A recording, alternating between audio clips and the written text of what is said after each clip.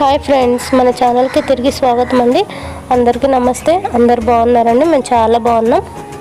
ముందుగా ఒక చిన్న రిక్వెస్ట్ అండి, మన ఛానల్ కనుక ఫస్ట్ టైం చూసినట్టయితే రెడ్ కలర్ సబ్స్క్రైబ్ బటన్ ఉంటుంది, అది ప్రెస్ చేయగానే బెల్ ఐకాన్ వస్తుంది. అది ప్రెస్ చేస్తే నేను ఏ వీడియో అప్లోడ్ చేసినా కూడా మీ ముందుకు వచ్చేస్తుందండి నోటిఫికేషన్స్ ద్వారా. ఓకేనా ఫ్రెండ్స్? ఇవాళ మనము మ్యాక్రోని అంటే పాస్తా అంటారు కదా, పైప్స్ లాగా ఉంటాయి, అది ఎలా చేయాలో చూద్దాం ఫ్రెండ్స్.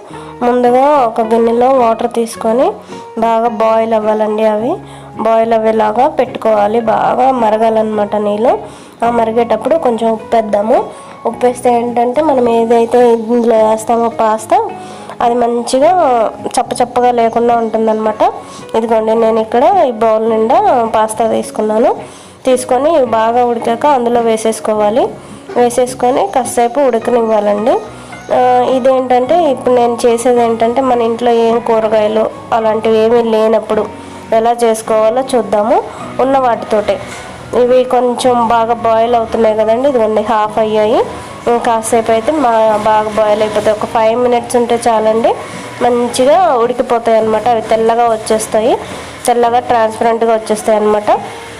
అలా ఉన్న బాగా బాయిల్ అయిన దాన్ని మనము వడగట్టుకొని వేరే దాంట్లో వేసుకోవాలి. వేరే దాంట్లో వేసుకొని వెంటనే చల్లనీళ్ళు పోసుకోవాలండి. చల్లనీళ్ళు పోసుకుంటే ఏంటంటే అవి అతుక్కోకుండా విడివిడిగా ఉంటాయి. చల్లనీళ్ళు పోసుకొని కొంచెం ఆయిల్ వేసుకోవాలి.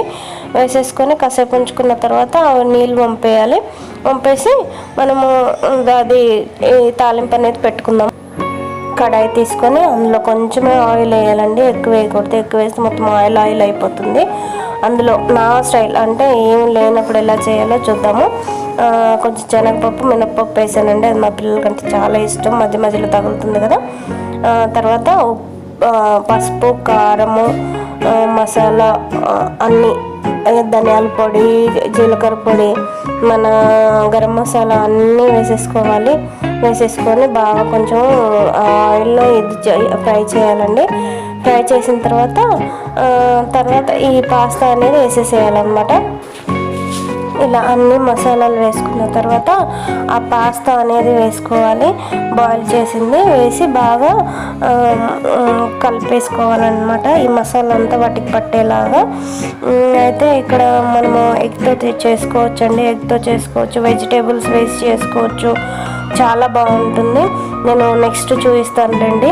కాకపోతే ఇప్పుడు నా దగ్గర ఏం వెజిటేబుల్స్ లేవు, ఏ కూరగాయలు కనీసం ఆనియన్ కూడా లేవండి. మాకు మార్కెట్ ఇవాళ తీసుకురావాలి. సో దానివల్ల నేను ఇలా విడిగా ప్లెయిన్గా చేశాను అనమాట. ఇలా చేసినా కూడా చాలా బాగుంటుందండి, పిల్లలు ఇష్టంగా తింటారనమాట. ఇలా మొత్తం కలిపేసుకొని బాగా కాసేపు ఉడికించుకోవాలి. అంటే ఆయిల్లో వేడి, అంటే మనము చల్లనీళ్ళలో వేసాం కదా, ఆ వేడి అనేది దానికి తగలాలన్నమాట. ఇదిగోండి, ఫస్ట్ ఉడికించేటప్పుడు కొంచెం ఉప్పు వేసుకున్నాము. చెక్ చేసుకొని మన టేస్ట్కి తగ్గట్టు ఉప్పు వేసుకోవాలి. అయితే ఇదేంటి ఇలాగా ఉంది అని అనుకోవచ్చు, మన ఇండియన్ స్టైల్ అనుకోవచ్చు అండి. లేదంటే ఒక్కొక్కరిది ఒక్కొక్క స్టైల్ ఉంటుంది కదా, ఇది నా స్టైల్ అనమాట.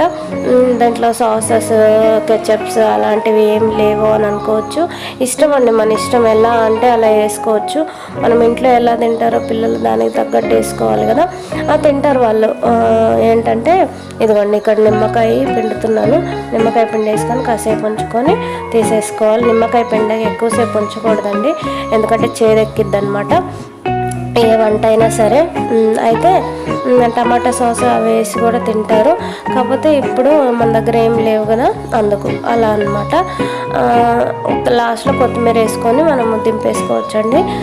ఇప్పుడు ఒక మంచి బౌల్లో తీసుకొని సర్వ్ చేసుకుంటే మంచి వేడివేడిగా ఇది పాస్తా రెడీ అయిపోతుందండి. ఇది మంచిగా మనము వర్షం వస్తున్నప్పుడు వేడిగా తింటే చాలా బాగా ఎంజాయ్ చేయొచ్చు.